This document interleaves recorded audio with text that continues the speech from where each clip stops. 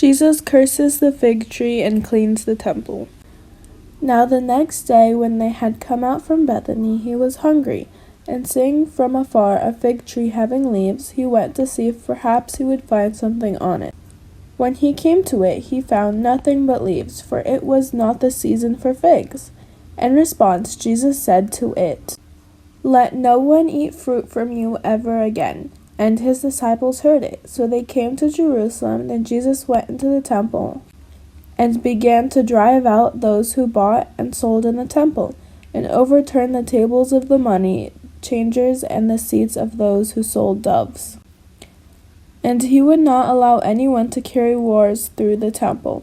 Then he taught, saying to them, "Is it not written, 'My house shall be called a house of prayer for all nations'? But you have made it into a den of thieves." And the scribes and chief priests heard it, and sought how they might destroy him. For they feared him, because all the people were astonished at his teaching. When evening had come, he went out of the city. Now in the morning, as they passed by, they saw the fig tree dried up from the roots. And Peter, remembering, said to him, "Rabbi, look, the fig tree which you cursed has withered away." So Jesus answered and said to them, "Have faith in God. For assuredly I say to you, whoever says to this mountain, 'Be removed and be cast into the sea,' and does not doubt in his heart, but believes that those things he says will be done, he will have whatever he says. Therefore I say to you, whatever things you ask when you pray, believe that you receive them, and you will have them. And whenever you stand praying, if you have anything against anyone, forgive him, that your Father in heaven may also forgive your trespasses. But if you do not forgive, neither will your Father in heaven forgive your trespasses."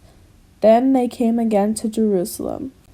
And as he was walking in the temple, the chief priests, the scribes, and the elders came to him, and they said to him, "By what authority are you doing these things?